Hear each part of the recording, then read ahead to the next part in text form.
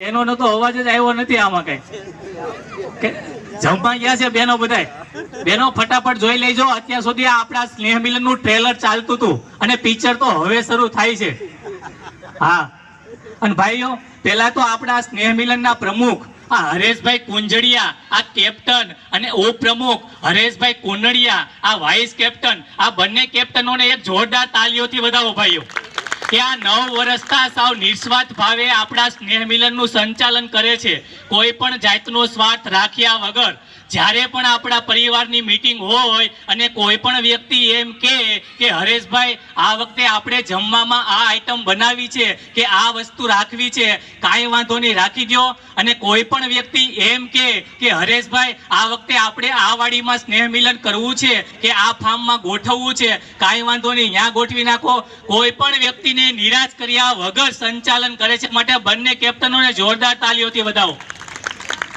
હા અને બીજા આપણા લોકલાડીલા ખજાનસી એવા અશ્વિનભાઈ કુંજડિયા જે આપણી સેવામાં અત્યારે ઉપસ્થિત છે જમવામાં એમને પણ એક જોરદાર તાલીઓથી વધાવો ભાઈ આપણે આપણા પપ્પાને ઘરે પગાર આપતા એમાંથી 500,000 ની કટકી કરતા અને આ અશ્વિનભાઈ આપણને એક રૂપિયાનો હિસાબ દર્શાવે છે કે આ વર્ષે આટલી આવક છે આટલી જાવક છે અને આટલી બેલેન્સ પડી છે માટે આ અશ્વિનભાઈ કુંજડિયાને એક જોરદાર તાલીઓથી વધાવો હા અને ભાઈઓ બહેનોની તાલીઓનો તો અવાજ જ આવતો નથી આ પરસોત્તમ મહિનામાં જયારે સત્સંગ ચાલતો હોય ત્યારે તો આ ગેટ સોસાયટીના ગેટે જ તાલીઓ સંભળાતી હોય હા અને બીજા આપણા ફોટોગ્રાફર મિલનભાઈ કુંજડિયા એમને પણ એક જોરદાર તાલીઓથી વધાવો ભાઈ અમારે તો હસાવવા માટે સ્ટેજ ઉપરથી કંઈક બોલવું પડે છે અને આ મિલનભાઈને ખાલી કેમેરો મોઢા ઉપર મૂકે ને ત્યાં સીધી સ્માઇલ મળી જાય માટે આ મિલનભાઈને એક જોરદાર તાલીઓથી વધાવો ભાઈ અને આમાં છે ને ભાઈ આ ફોટાનો ને વિડીયાનો ને એનો ભાઈઓ કરતા બહેનોને વધારે શોખ હો હા તમે કોઈ પણ જગ્યાએ ફરવા જાઓ કોઈ ગાર્ડનમાં જાઓ કે કોઈ ધાર્મિક સ્થળે જાઓ કે પછી કોઈ બગીચામાં જાઓ હા ત્યાં ભાઈઓ જ ફોટા પાડતા હોય છે અને બહેનો તો આમ જો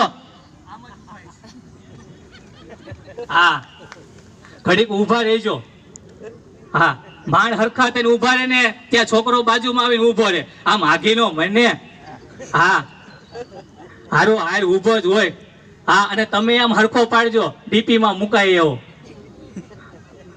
હા એટલે બહેનો કરતા ભાઈઓને વધારે શોખ હા અને અત્યારે ભાઈ જે આ લગ્નમાં કઈ ફોટા પાડે છે ભાઈ હા કોને પકડી રાખ્યા છે ને કઈ ખબર જ ન પડે આપણને એમ થાય આગળ મૂકી દે બીજાને લઈને ભાગી જાય એવા ફોટા પાડે હા એકવાર હું લગ્નમાં જમવા ગયો તે ન્યા એક બેન ડીશ લઈને આમ ચારે બાજુ જોતા હતા હા એ બેંગોલી સાડી પહેરેલી ને ગળામાં મંગળસૂત્ર 7-8 તોલાનું હાથમાં 4-5 વીંટીઓ એટલે આમ ચારે બાજુ જોતા હતા તે મને એમ કે બેન બેસી નહીં શકતા હોય હા તે ખુરશી બુરશી કઈક ગોતતા હોય છે તે મેં ત્યાં જઈને બેન ને પૂછ્યું મેં કીધું ભાભી કોને ગોતો છો મન કે કોઈને નહીં કે જગ્યા ગોતું છું કે મેં કીધું તો વાંધો નહીં નકર ફોટા વાળા ભાઈ તો હજી મંડપે છે મેં કીધું તે મંડપે છે એમ કીધું ને તે બેન ફૂંક મારી ન્યાન્યાને બેસી ગયા બોલો હા એટલે આ બહેનોને વધારે શોખ એમ ફોટાના વિડીયો ને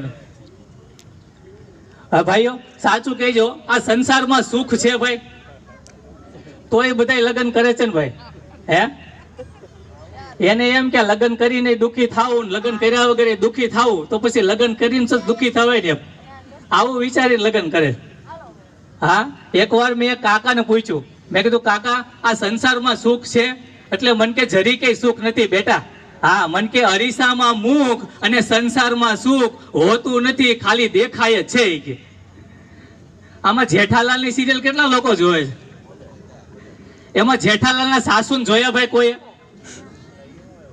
બસ સંસારના સુખનું આવું જ છે ખરું પણ દેખાતું નથી હા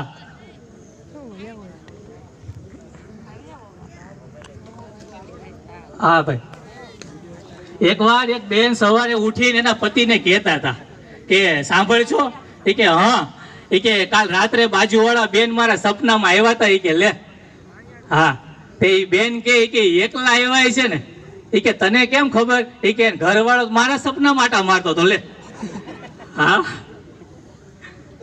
હા ભાઈ, અને અત્યારના બાળકો જો ભાઈ, હા એની સાથે વાતોચીતો કરવામાં બહુ ધ્યાન રાખવું પડે.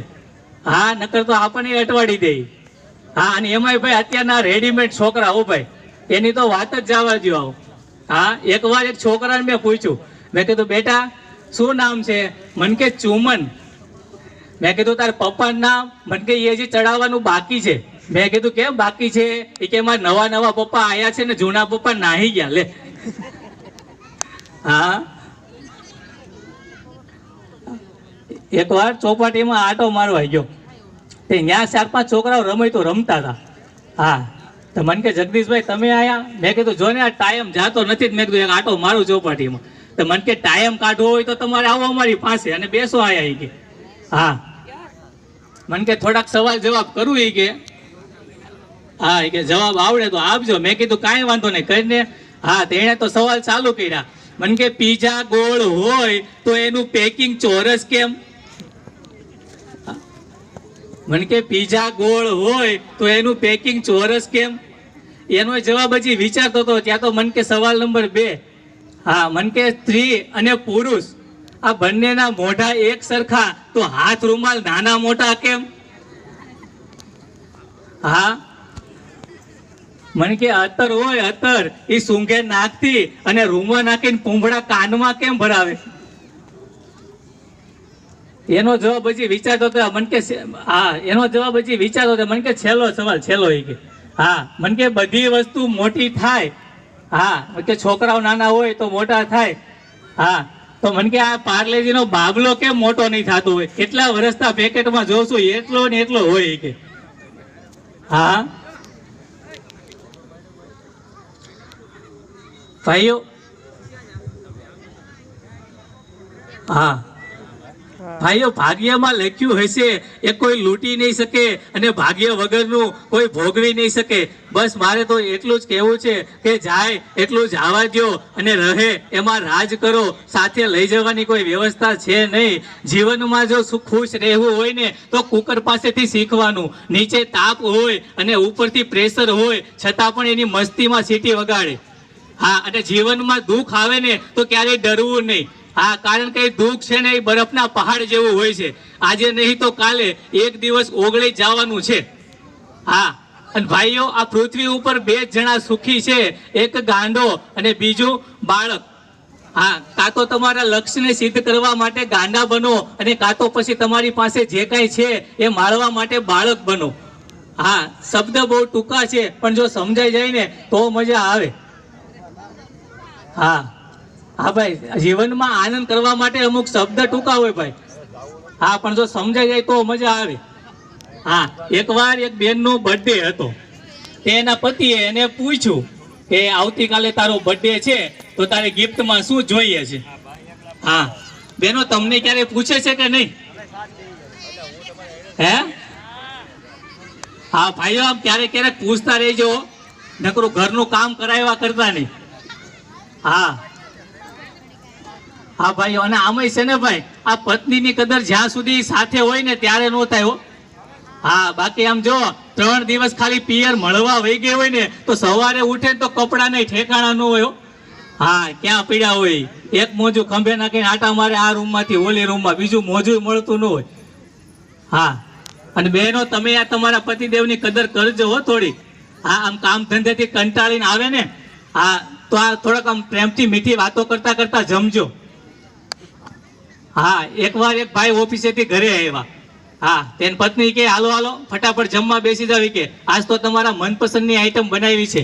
હા આજ તો પીઝા બનાવ્યો છે પીઝા. તે ભાઈ તો હાથ પગ ધોઈને બેઠી ગયા ફટાફટ જમવા. હા ત્યાં પીઝાનું હજી એક પીસ ખાધું ને ત્યાં ચાલુ કર્યું. હા એ કે તમારા બાને સમજાઈ દેજો, આખો દિવસ ટક ટક ટક ટક ફીરા કરે છે. એ કે આ કામ કરતી નથી ને ઓલું કામ કરતી નથી, આખો દિવસ ભૂતી રહી છે. એ કે હા એને સમજાઈ દેજો. લ્યો લ્યો આ ગરમ ગરમ ખાઓ. હા ત્યાં બીજું પીસ ખાધું ને ત્યાં તો આ છોકરાઓ છે ને કાલથી તમારે હારે લેતા જઈજો. હા માંડ ઘડીક કામ કરી નવરા થઈને ફોન હાથમાં લઈને ત્યાં આવે પાય. હા મમ્મી ભૂખ લાગી છે, કેટલું કેટલું ખાય તોય ભૂખા ને ભૂખા જ હોય. એને તમે સમજાઈ દેજો. હા એટલે બહેનો તમે થોડીક તમારા પતિદેવની કદર કરજો. આમ કામ ધંધેથી કંટાળીને આવ્યો હોય ને તો પ્રેમની આમ બે મીઠી વાતો કરતા કરતા જમજો. હા ભાઈઓ, બંસરીને કોઈએ પૂછ્યું કે તું કેમ કૃષ્ણને આટલી બધી વાલી છો, ત્યારે બંસરીએ એને કીધું કે હું અંદરથી ખાલી છું, માટે કૃષ્ણને વાલી છું. હા ભાઈઓ, બધા અંદરથી ખાલી થઈને ફરજો. જય હિન્દ, જય ભારત.